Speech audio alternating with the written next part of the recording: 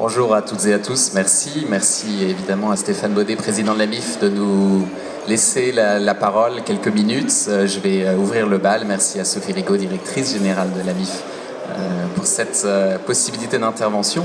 Donc effectivement, je représente la société Nacara, promoteur immobilier national. Je suis patron de l'Île-de-France. En 3 mots, on est une structure familiale. Donc l'activité de promotion immobilière du groupe Travaux du Tilleul.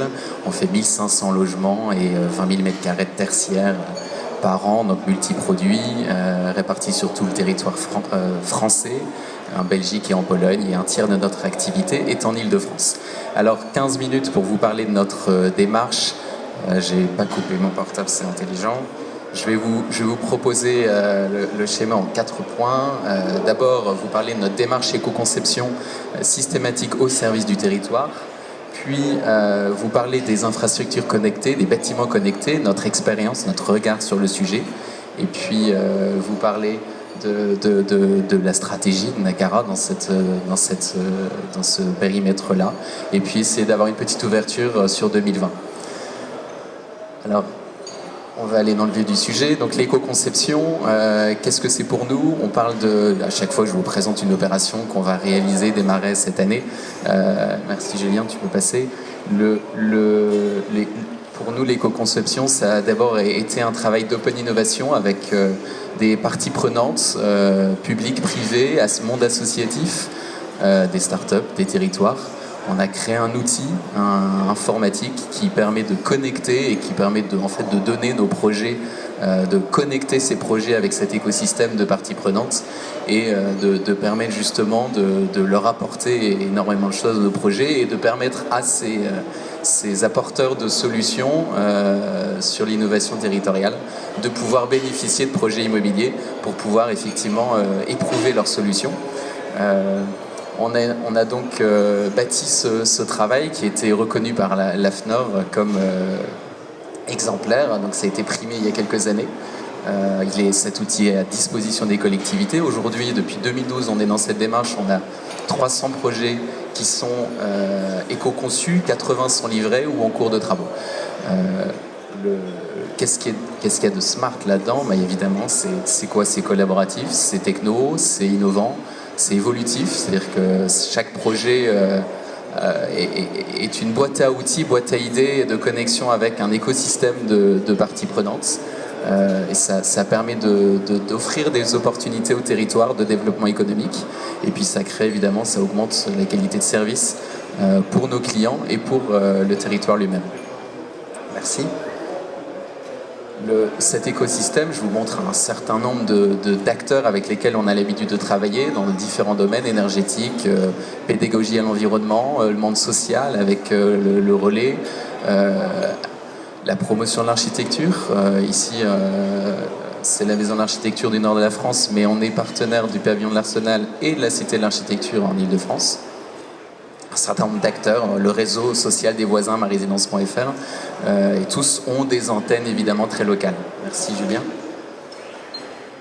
Alors, qu'est-ce qui est connecté dans nos bâtiments? On va parler un peu technique, avec une double expérience, le bâtiment connecté et puis la connexion de ces bâtiments au réseau connecté sur les territoires.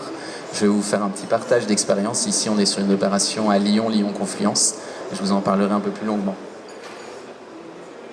Notre retour d'expérience, elle est d'abord de dire que le bâtiment il doit être connecté à un réseau extrêmement ouvert et surtout pas s'enfermer dans une solution technologique qui freine l'innovation et qui coûte extrêmement cher en infrastructure.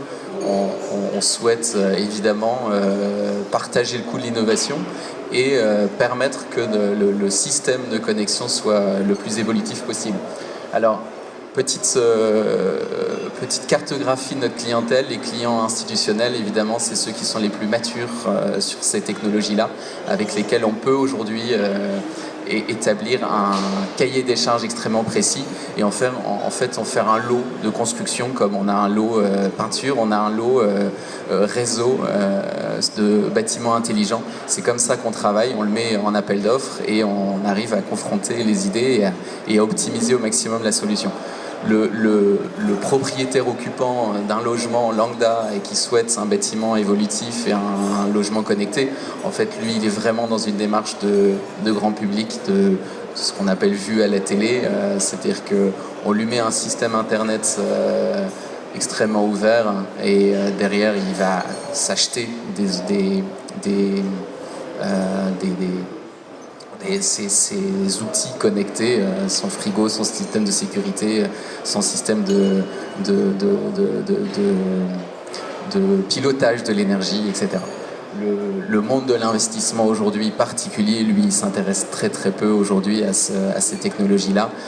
Il n'a pas encore vu aujourd'hui l'appétence du monde locatif sur cet élément-là. Ça viendra évidemment dans les prochaines années. Alors, je vous parlais du bâtiment de Lyon, c'est notre première expérience, c'est un bâtiment qui a été livré en 2015, donc on a eu la chance évidemment de réaliser une opération immobilière sur un site sur lequel le Smart Grid a été développé, déployé, donc on a connecté nos bâtiments au Smart Grid. Au niveau technologique, ça a fonctionné particulièrement bien, on a une vraie... on doit être extrêmement humble sur le sujet et apprendre beaucoup les uns et les autres. On rentre dans le domaine de l'open data et là, il y a énormément de pédagogie à faire avec les différents utilisateurs. Le dernier petit point, on est obligé d'aller extrêmement vite. Deux exemples de connexion du bâtiment au réseau global. On travaille avec deux startups, Carnot Computing et une autre petite startup qui s'appelle Steamergy. Ils travaillent simplement à utiliser les serveurs informatiques qui font des calculs toute l'année, tout le jour et nuit pour différentes entreprises bancaires. Nous sommes tous utilisateurs de ces serveurs informatiques-là. Ça produit énormément de chaleur. Et donc l'un a une technologie, en fait, vous avez des radiateurs individuels dans vos pièces qui sont des serveurs informatiques et qui créent de la chaleur. Et donc qui, par le réseau, sont connectés au cloud et font des calculs et dégagent de la chaleur. Et c'est une chaleur qui est gratuite et qu'on utilise pour nos logements. Steamergy, c'est une autre technologie et en fait c'est une chaudière collective d'un bâtiment qui fait tout le temps du calcul informatique et qui crée de la chaleur et qui permet de produire de la chaleur gratuitement de la même manière. Ces deux technologies, on est en train de les développer sur deux programmes immobiliers lillois. Deuxième exemple de bâtiment connecté, on travaille avec une petite start-up qui s'appelle Effipilote. C'est une start-up lilloise mais qu'on a aussi découvert en Ile-de-France via un Territorial Innovating Accelerator avec Veolia et Orange sur les 93 et on connecte nos bâtiments et on met des capteurs à peu près partout sur le bâtiment et ça nous permet d'optimiser le pilotage énergétique de nos bâtiments. Faut savoir que les capteurs, ça coûtait 300 € il y a 2-3 ans et ça coûte 30 € aujourd'hui. Évidemment, on est en train de gagner l'innovation, par la mass market, on est en train de gagner la stratégie du coût. Merci. Oui, le petit clin d'œil, on a un énergéticien dans le groupe qui s'appelle Pouchin et qui évidemment nous accompagne dans toutes ces démarches-là et c'est évidemment un plus pour nous. Alors, notre priorité à nous, ça c'est notre opération à la Courneuve qu'on développe avec Adim Urban, un partenaire sur pleine commune. Notre innovation dans tout ça, à quoi ça sert, pourquoi évidemment, la priorité, c'est la qualité des usages. Merci, Julien. Faut savoir qu'un bâtiment, il a beau être BBC, BPOS, tout ce que vous voulez, c'est ce qu'on en fait qui lui donne sa qualité. La ville intelligente, c'est un terme qui choque un certain nombre de personnes et d'élus parce que ce sont les hommes qui sont intelligents et pas les villes. On est à peu près d'accord avec ces principes. Et donc, il faut savoir comment on l'utilise, comment on utilise toute cette technologie. On utilise, et pour ça, il faut qu'on soit le plus possible nous-mêmes en contact avec les clients, les utilisateurs, les villes. On utilise pour ça des réseaux sociaux. Je donne l'exemple de marésidence.fr avec lequel on travaille sur à peu près tous nos programmes immobiliers aujourd'hui au niveau national.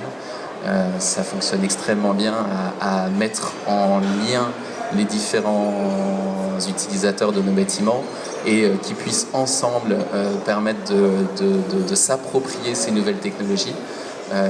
Ça aussi permet de mettre en lien ces utilisateurs avec le monde qui les entoure. évidemment les élus, évidemment tout le monde économique, commerçant autour du programme immobilier. C'est un vrai plus. On y met du sens, on y met de la pédagogie. On travaille avec les graines Île-de-France, Rhône-Alpes ou dans le nord de la France, ça s'appelle Chico Mendes. C'est le monde associatif qui ramène de la pédagogie, par exemple, sur le monde de l'environnement. Quand vous mettez un peu de technologie et un peu de biodiversité, il faut apprendre à utiliser tout ça, et ce monde associatif nous aide justement à progresser avec nos clients.